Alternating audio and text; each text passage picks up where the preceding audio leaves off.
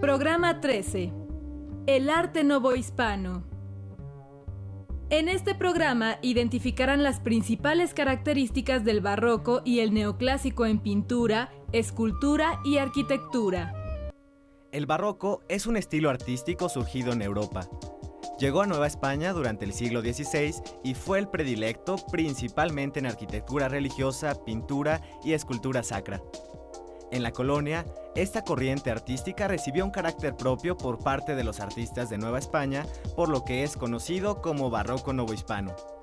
El neoclásico llegó a Nueva España en 1780, en la fase final del virreinato. Su estilo se opuso por completo al barroco, prefiriendo las líneas simples, características del arte clásico de Grecia y Roma. En Nueva España fue más común su utilización por las autoridades civiles en la construcción de edificios públicos, y también lo adoptaron pintores y escultores no religiosos. El término barroco en principio significa abigarrado, y lo que va a ser el barroco como un arte oficial de la Iglesia es ir en contra de la expresión racional que había tenido y que había caracterizado al Renacimiento desde el siglo XIV. América, en los territorios conquistados por el Imperio Español, evidentemente también se traslada el barroco, aunque no se había presentado esa problemática de enfrentamiento con lo que iba a ser el protestantismo. Sin embargo, bueno, irradia, influye y se crea un barroco muy americano, un barroco con distinciones respecto de lo que se daba en Europa. Característica principal es que va en contra de la racionalidad, en contra de los cánones y de la idea de imponer la imagen geométrica que había tenido el Renacimiento. En América y en particular en la Nueva España, ¿cómo se va a distinguir en la arquitectura? Fundamentalmente por la policromía, la gran cantidad de colores que van a surgir en las fachadas y en los interiores. Una aportación del barroco es, como por ejemplo tenemos el caso del retablo de los Reyes a mi espalda, en donde se llega a la máxima expresión del movimiento y de la policromía barroca. Otra característica es esta idea virtual de la falta de peso, de la ingravidez, es también la manera en cómo modifican todos los elementos que originalmente son eminentemente constructivos. En el caso de las fachadas, la presencia de los azulejos, como en el caso de las fachadas de Puebla. En el caso de la Ciudad de México, el tezontle, que es un material rojizo propio del valle, combinado con la cantera y con la chiluca. Y esta idea de movilidad, de ingravidez, de sensaciones poco vinculadas con lo terrenal. Eso es lo que buscaba el barroco en general. El principal promotor del barroco, que fue la Iglesia Católica, planteó que las imágenes que iban a estar presentes en la pintura y en la escultura tendrían que ser toda esa que correspondía con los milagros que habían aparecido en el Nuevo Testamento. O sea, es todo el mundo irracional, todo el mundo que no tiene sustento con la racionalidad.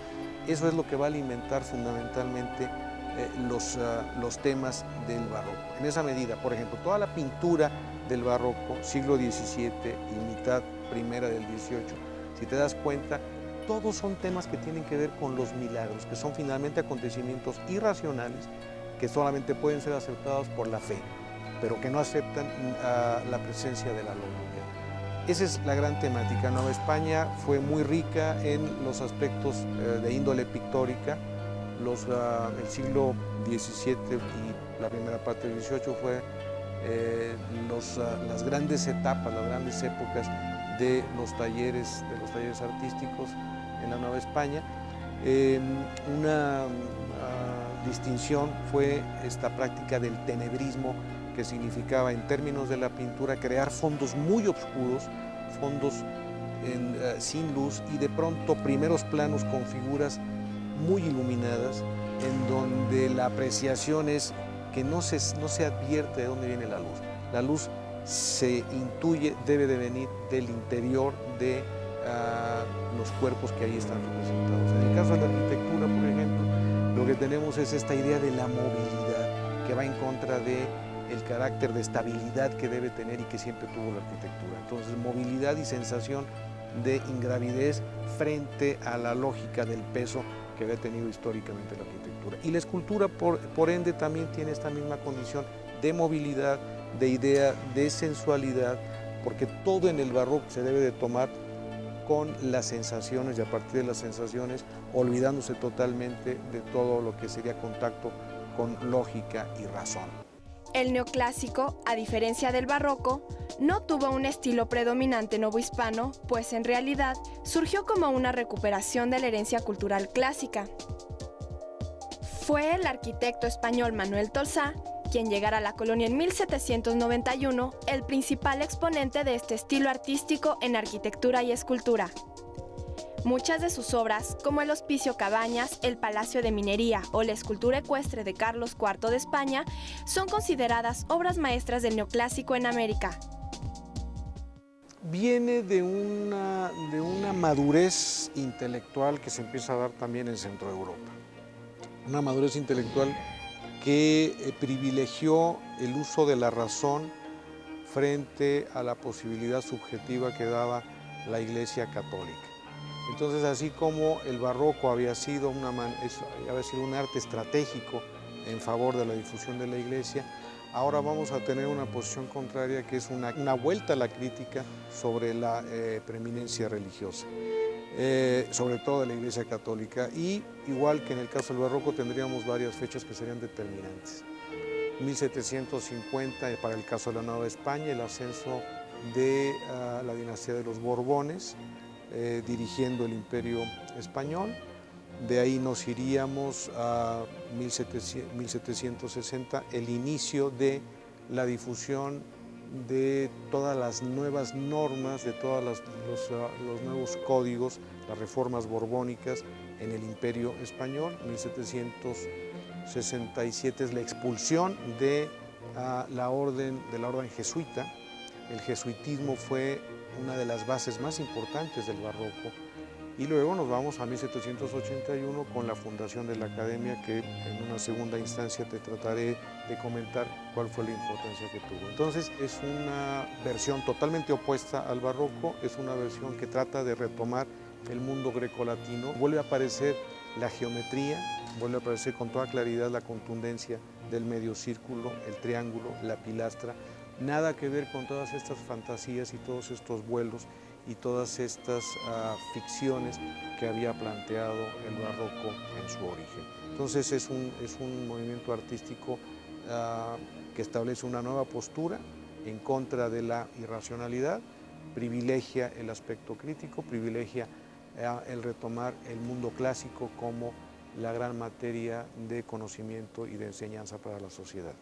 Para entender el gran periodo del neoclásico, que abarca desde la segunda mitad del siglo XVIII hasta los primeros 25 o 30 años del siglo XIX, hay que partir del ascenso de la dinastía de los Borbones al cargo de la dirección del imperio.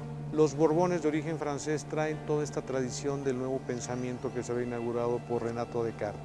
La Ilustración, que es la que privilegia todo este gran periodo, circula ideas sobre una nueva manera social, sobre una nueva respeto inclusive a lo que después serán los derechos humanos, y viene a terminar en 1789 con la gran guerra de Revolución Francesa, en donde incluso se llega a determinar mediante un decreto: Dios no existe.